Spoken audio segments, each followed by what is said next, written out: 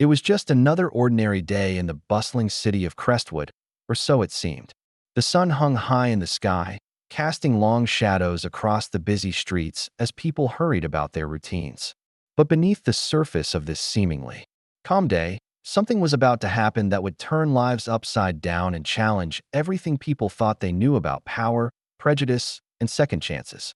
This is a story about a single moment that changed everything, a moment where a racist cop's actions would come back to haunt her in the most unexpected way. And at the center of it all was a man named Marcus Johnson, a man whose quiet strength and unshakable dignity would soon reveal a truth that no one saw coming. Officer Linda Harper had been on the force for over a decade. She was known for her tough demeanor and no-nonsense attitude. But there was another side to her that few talked about openly, a side that simmered with biases she'd carried for years. Linda had grown up in a small, insular town where stereotypes were the norm, and those beliefs had followed her into her career. She prided herself on being a good cop, but her definition of good was often clouded by her own prejudices. That day, as she patrolled the streets of Crestwood, she was on edge. Reports of a disturbance in the area had put her on high alert, and her mind was already racing with assumptions about who might be involved. Marcus Johnson, on the other hand, was having a day like any other. He'd just finished a long morning of meetings at his office and decided to take a walk to clear his head. Marcus was the kind of man who commanded respect without even trying. As the CEO of one of the city's most successful tech companies, he was used to being in charge, but he never let his position go to his head. He believed in treating everyone with kindness and fairness, no matter who they were. But today his calm demeanor would be put to the test in a way he never could have anticipated. The two paths crossed at a quiet intersection, where Marcus had stopped to check his phone. Linda, cruising by in her patrol car, noticed him immediately. Something about him set off alarms in her mind. Alarms that had less to do with what he was doing and more to do with who he was. Without thinking twice, she pulled over, her hand already resting on the baton at her side. "Hey, you," she called out, her voice sharp and accusatory. Marcus looked up, confused. He hadn't done anything wrong, but the tone in her voice made it clear that she wasn't there to ask questions. She was there to make a point. What happened next was a blur. Words were exchanged, tensions rose, and before anyone could process what was happening, Linda had made a decision that would change everything. In a moment of anger and misplaced authority, she lashed out, striking Marcus with her baton. The sound echoed through the street, drawing the attention of passers-by who froze in shock. Marcus stumbled back, his face a mix of pain and disbelief. He'd faced discrimination before, but never like this. Never so blatant, so violent, and never from someone who was supposed to protect and serve. But here's where the story takes a turn. As Marcus steadied himself, his eyes locked with Linda's. There was something in his gaze, something that made her pause. It wasn't fear or anger. It was something deeper, something she couldn't quite place. And then it happened. Marcus reached into his pocket and pulled out his wallet, flipping it open to reveal his ID. Linda's eyes widened as she read the name on the card. Marcus Johnson, CEO of Crestwood Technologies. Her stomach dropped. This wasn't just any man she'd just assaulted. This was one of the most powerful people in the city. A man who had the influence to ruin her career with a single phone call. The crowd that had gathered began to murmur, their whispers growing louder as the reality of the situation sank in. Linda's mind raced. How could she have been so blind? How could she have let her biases cloud her judgment so completely? And more importantly, what was going to happen next? Marcus stood there, silent but unwavering, his expression unreadable. He didn't say a word, but the weight of his presence was enough to make Linda's knees go weak. She had crossed a line, and there was no going back. But this story isn't just about a racist cop getting her comeuppance. It's about what happens when power and prejudice collide, when the tables are turned in the most unexpected way. It's about the choices we make and the consequences that follow. And it's about a man who, despite everything, still believed in the possibility of change. As the tension hung thick in the air, Marcus finally spoke. His voice was calm, but there was a steeliness to it that sent a shiver down Linda's spine. "You have no idea who I am," he said, his words cutting through the silence like a knife. "But by the time this is over, you will." And with that, The scene was set for a showdown that no one could have predicted. What would happen next? Would Linda face the consequences of her actions? Or would she find a way to twist the narrative in her favor? And what would Marcus do with the power he now held in his hands? The answers to these questions would unfold in ways that would leave everyone questioning their own beliefs and biases. But for now, the story was just beginning, and the stakes had never been higher. The silence that followed Marcus's words was deafening. The crowd that had gathered on the street seemed to hold its collective breath, waiting to see what would happen next. Linda Harper stood frozen, her baton still clutched in her hand, though it now felt like a dead weight. Her mind was a whirlwind of thoughts, each one more panicked than the last. She had been in tough situations before, confrontations, arrests, even a few close calls, but nothing like this. This wasn't just a mistake. This was a disaster. And the man standing in front of her, calm and composed despite the welt forming on his arm, was the kind of disaster she couldn't talk her way out of. Marcus, for his part, was processing the situation in his own way.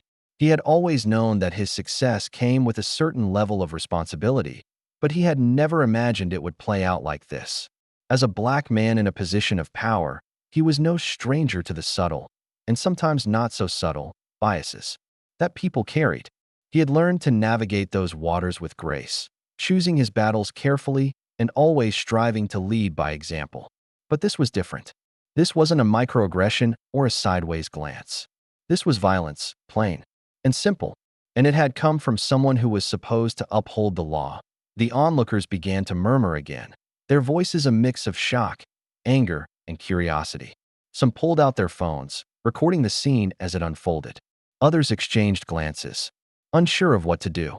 A few even stepped forward, as if to intervene, but something in Marcus's demeanor stopped them.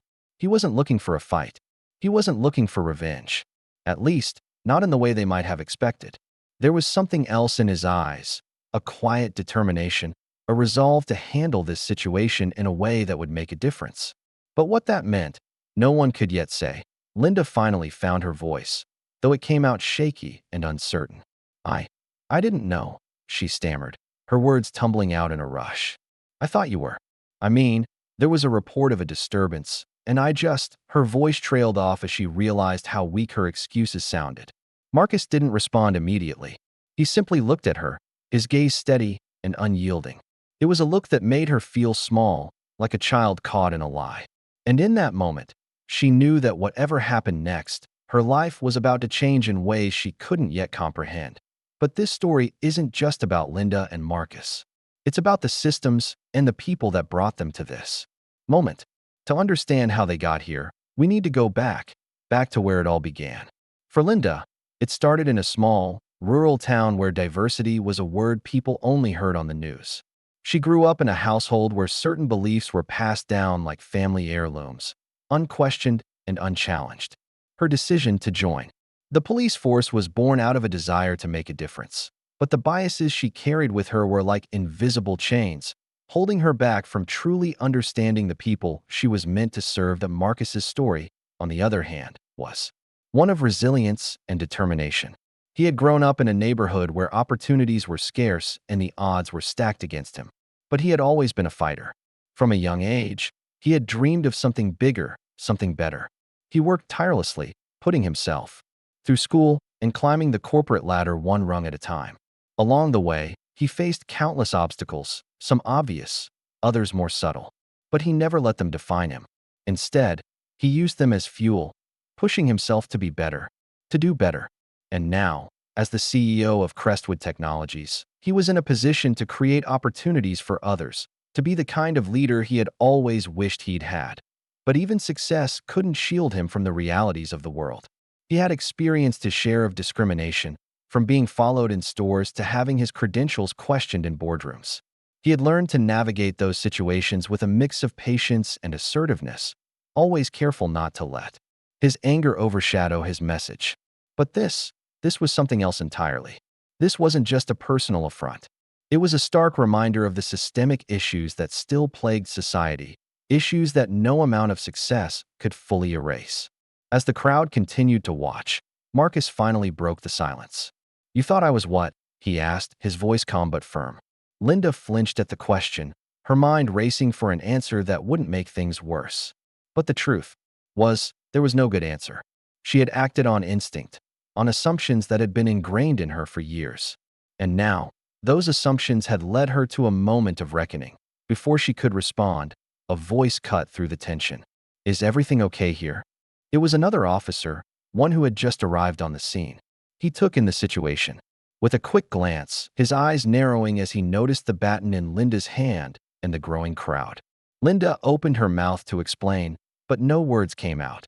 How could she explain something she didn't fully understand herself?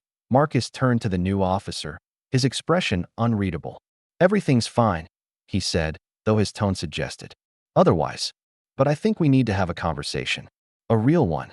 The officer nodded, though he looked uneasy. He could sense that this was more than just a routine incident, and he wasn't sure how to handle it. As the two officers exchanged uneasy glances, Marcus took a step back, his mind already working through the next steps. He knew that this moment could go in any number of directions. He could press charges, demand accountability, and make sure that Linda faced the consequences of her actions.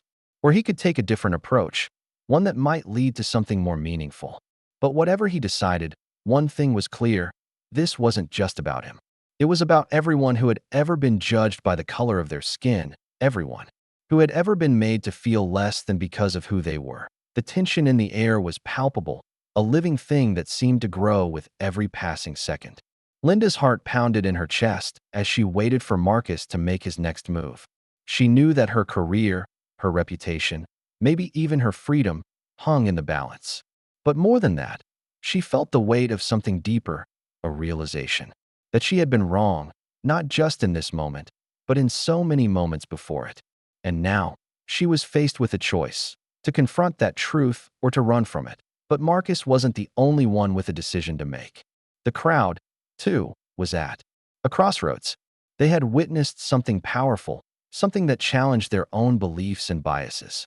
Some would go home and forget about it, chalking it up to just another day in the city. Others would carry it with them, letting it simmer in their minds until it sparked change. And then there were those who would take action, using their voices and their platforms to demand justice and accountability. As the sun began to set, casting long shadows across the street, the scene remained unresolved. The story was far from over, and the stakes were higher than ever. What would happen next? Would Linda face the consequences of her actions, or would she find a way to twist the narrative in her favor? Would Marcus use his power to seek justice, or would he take a different path, one that could lead to something even greater? And what about the people watching, the ones who had seen everything unfold? Would they be content to remain bystanders, or would they step up and become part of the story? The answers to these questions were still unknown, but one thing was certain: this was a moment that would change lives. And as the first stars began to appear in the night sky, the city of Crestwood held its breath, waiting to see what would happen next.